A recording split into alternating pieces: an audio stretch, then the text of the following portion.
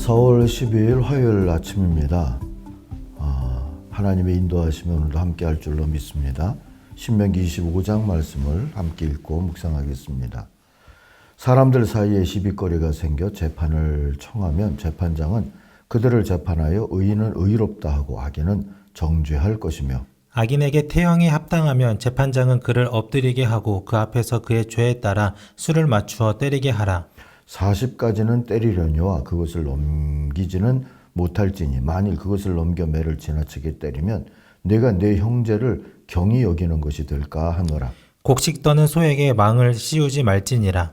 형제들이 함께 사는데 그중 하나가 죽고 아들이 없거든 그 죽은 자의 아내는 나가서 타인에게 시집가지 말 것이요 그의 남편의 형제가 그에게로 들어가서 그를 맞이하여 아내로 삼아 그의 남편의 형제된 의무를 그에게 다 행할 것이요 그 여인이 낳은 첫 아들이 그 죽은 형제의 이름을 잊게 하여 그 이름이 이스라엘 중에서 끊어지지 않게 할 것이니라.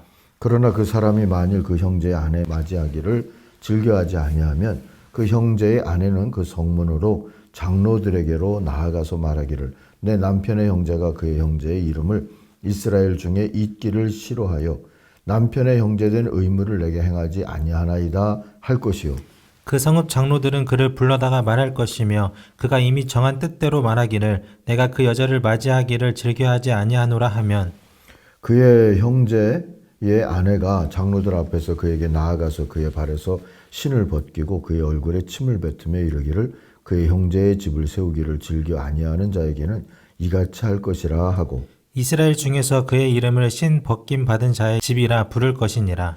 두 사람이 서로 싸울 때 한 사람의 아내가 그 치는 자의 손에서 그의 남편을 구하려 하여 가까이 가서 손을 벌려 그 사람의 음낭을 잡거든 너는 그 여인의 손을 찍어버릴 것이고 내 눈이 그를 불쌍히 여기지 말지니라.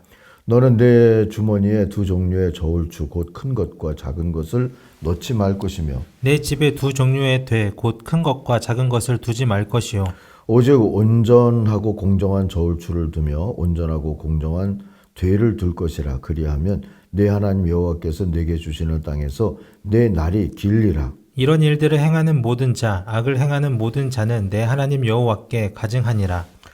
너희는 애굽에서 나오는 길에 아말렉이 내게 행한 일을 기억하라. 곧 그들이 너를 길에서 만나 내가 피곤할 때에 내 뒤에 떨어진 약한 자들을 쳤고 하나님을 두려워하지 아니하였느니라. 그러므로 내 하나님 여호와께서 내게 기업으로 주어 차지하게 하시는 땅에서 내 하나님 여호와께서 사방에 있는 모든 적군으로부터 내게 안식을 주실 때에 너는 천하에서 아말렉에 대한 기억을 지워버리라.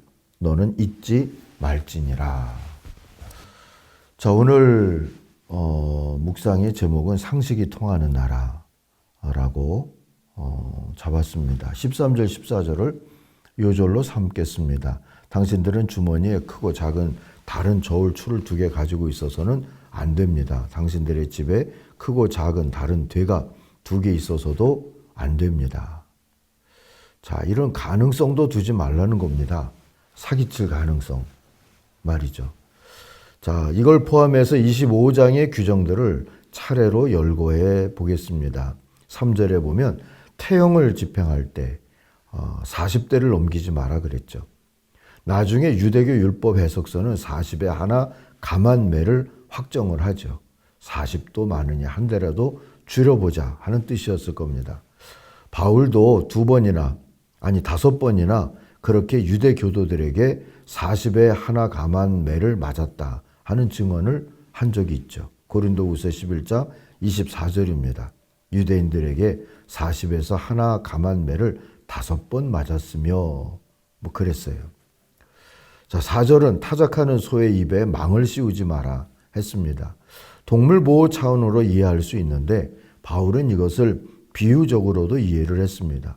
고린도전서 9장 9절 이하에서 보니까 모세의 기록에 율법에 기록하기를 타작일을 하는 소에게 망을 씌우지 말아라 하였습니다. 바로 이 신명기 25장 4절을 인용하고 있는 거죠. 그러면서 하나님께서 소를 걱정하신 것입니까? 그렇지 않으면 우리 모두를 위하여 말씀하신 것입니까? 그것은 우리를 위하여 하신 말씀입니다. 밭을 가는 사람은 마땅히 희망을 가지고서 밭을 갈고 타작을 하는 사람은 한몫 얻으리라는 희망을 가지고 그 일을 합니다. 우리가 여러분에게 영적인 것으로 씨를 뿌렸으면 여러분에게서 물질적인 것으로 거둔다고 해서 그것이 지나친 일이겠습니까? 그렇죠. 밭일을 할 때에도 뭐 노임이 있거나 아니면 추수를 하면 좀 나눠주겠지 이런 기대를 할 수 있는 것처럼 복음을 전하는 영적 일이지만 그런데 그렇게 열심히 복음을 전하는 일을 하고 나면 또 그 복음을 받은 사람들에게 어떤 생활의 대책을 얻는다. 이건 하나의 권리일 수 있다. 이 얘기를 하기 위해서 이 고린도 교회에 바울이 이 얘기를 했던 것이죠. 그러면서도 바울은 그 권리를 자기는 사용하지 않았다. 그런 얘기도 덧붙였습니다. 5절 이하에서 보면 죽은 형제에 대한 의무를 저버린 집안은 꼭 망신을 주어라 그랬습니다. 7절 이하에서 나오죠. 그 남자가 자기 형제의 아내와 결혼하는 것을 기뻐하지 않을 경우에 그랬는데요. 이게 시형제 결혼법이라는 거죠. 그러니까 여자는 상속권을 갖고 있지 않기 때문에 어느 남자하고 여자가 결혼해서 자식이 없다. 근데 죽었다. 남자가. 그러면 여자는 생활에 대책이 없는 거죠. 그러면 시동생이 그 형수와 결혼을 해서 그 사이에 아이를 낳게 되면 그 아이는 그 형의 유산을 가져가는 거죠. 그러면 그 형의 이름으로 된 그 유산을 가지고 간 아들에게 얹혀서란 말이 좀 그렇지만 그 어머니는 계속 살 수 있는 그런 거죠. 근데 그런 게 싫어서 그 형수하고 형수를 거둬들이기를 싫어하는 시동생들이 있다. 그건 버리겠다는 뜻일 수가 있고 의무를 다하지 않는 그런 일이 될 수밖에 없었습니다. 그래서 그런 일이 일어날 경우에는 홀로 남은 그 형제의 아내가 성문 위에 회관에 있는 장로들에게로 가서 남편의 형제가 자기 형제의 이름을 이스라엘 가운데서 잊기를 바라지 않으며 남편의 형제의 의무도 나에게 하지 않고 있습니다 하고 호소를 하게 되죠. 그러면 그 성읍의 장로들이 그를 불러다가 권면하랍니다. 그래도 듣지 않으면 그리고 그 여자와 결혼할 마음이 없다고 하면 홀로 남은 그 형제의 아내가 장로들이 보는 앞에서 나아가서 그의 발에서 시동생의 발이죠. 신을 벗기고 그의 얼굴에 침을 뱉으면서 말하기를 제 형제의 가문 세우기를 원하지 않는 사람은 이렇게 된다 하라고 이 규정이 되어 있는 겁니다. 그 다음부터는 이스라엘 가운데 그의 이름이 신벗긴 자의 집안. 이게 참 수치스러운 그런 이름이 되어버리는데요. 그런 이름으로 불리게 해라 하는 거죠. 그러니까 꼭 의무를 다하라 하는 겁니다. 그 다음에 11절 이하에서 보면 싸움에서 밀리는 남편을 돕기 위해서라도 남의 남자의 음낭을 잡지 마라 하는 규정이 나옵니다. 뭐 이런 것까지 있나 하고 싶을 수 있는데요. 아마 이러남직한 일이니까 있지 않겠어요? 두 남자가 싸울 때 한쪽 남자의 아내가 얻어맞는 남편을 도울 생각으로 가까이 가서 손을 내밀어 상대방의 음낭을 잡으면 당신들은 그 여인의 손을 자르십시오. 조금도 동정심을 가지지 마십시오. 그랬어요. 그만큼 생명을 이어가고 또 기업을 이어가는 일을 중히 여긴 공동체였다 생각할 수도 있겠고요. 어쨌든 안 싸우는 게 제일이었겠다 생각을 합니다. 자, 13절 이하에서 보면 저울추로 사기칠 생각하지 마라 그랬습니다. 우리 요절에서도 바로 이 얘기였는데요. 15절 16절 보니까 바르고 확실한 저울추, 바르고 확실한 뒤를 사용해라. 그러면 주 당신들의 하나님이 주시는 땅에서 당신들이 오래 살 것입니다 하는 약속도 주십니다. 틀리는 추와 뒤를 가지고 속임수를 쓰는 사람은 누구든지 주 하나님이 싫어하십니다 하고 나오죠.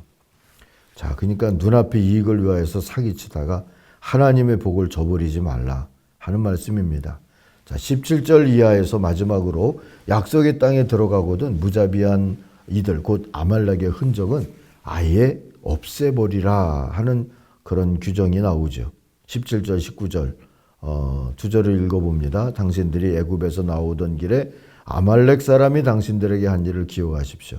하나님이 당신들 사방의 적들을 물리치셔서 당신들로 안식을 누리게 하실 때에 당신들은 하늘 아래에서 아말렉 사람을 흔적도 없이 없애버려야 합니다. 이것을 잊지 말아야 합니다.